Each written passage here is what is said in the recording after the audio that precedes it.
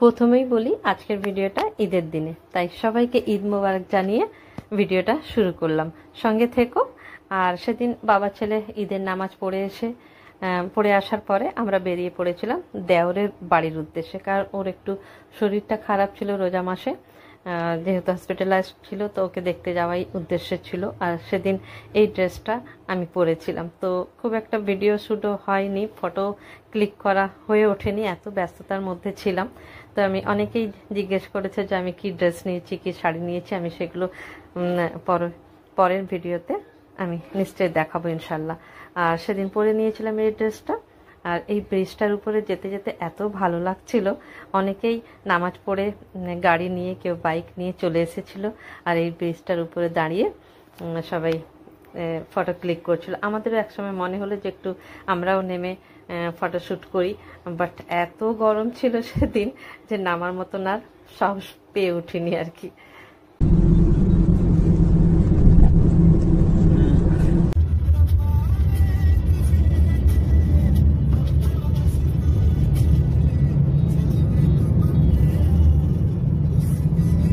দুপুর 2টো নাগাদ আমরা পৌঁছে গেছিলাম দেওরের বাড়ি, আর ওখানেই আমরা লাঞ্চ করেছিলাম। আমার ছোট যা বেচারা অনেক কিছু রান্না বান্না করেছিল একা হাতে, কিছু করার নেই, এমনিতেও ও আমাকে কিছু করতে দেয় না যেমন, আর বড় হবার বোধহয় এটাই অ্যাডভান্টেজ। আর ওর বেড়ালটা দেখো কি সুন্দর কিউট দেখতে।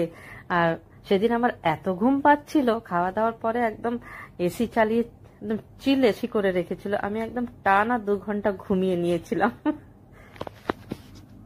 দেওরের বাড়ি থেকে বেরোলেই এই সামনেই এই জমিটা দেখো, এত সুন্দর লাগছিল দেখতে, কি বলবো, একদম সবুজ সবুজ, আর দারুণ লাগছিল আমার।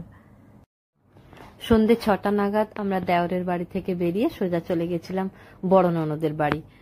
ওই দেওরের বাড়ি থেকে 6-7 কিলোমিটার দূরত্বে আর কি। তো বড় ননদের যেহেতু বয়স হয়েছে, ওনার শরীরও প্রচন্ড খারাপ, আর যেহেতু ঈদের দিনে গেছি, তাই ওনার সঙ্গে দেখা করে তারপরে আমরা কলকাতার উদ্দেশ্যে রওনা দিয়েছিলাম।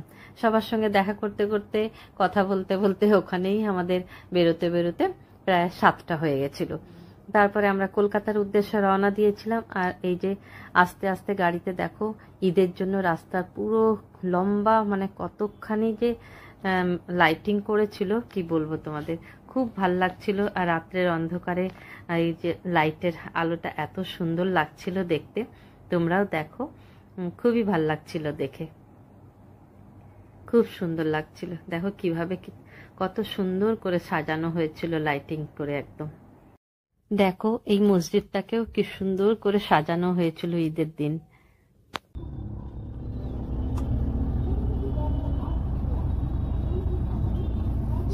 এটা কোন জায়গা গো?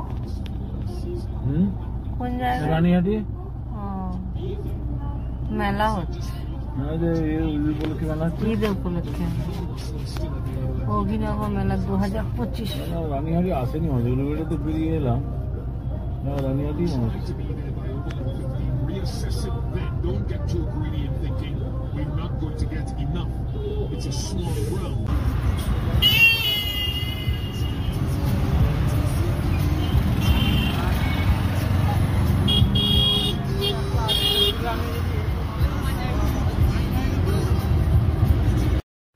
কলকাতা পৌঁছতে পৌঁছতে আমাদের প্রায় 9টা বেজে গেছিল রাত্রি।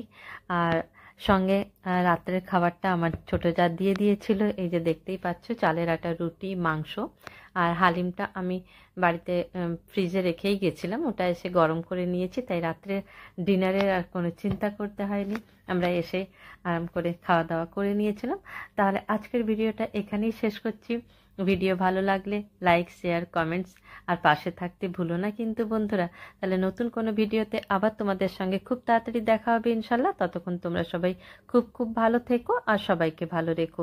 তাহলে আসি, টাটা, আল্লাহ হাফিজ।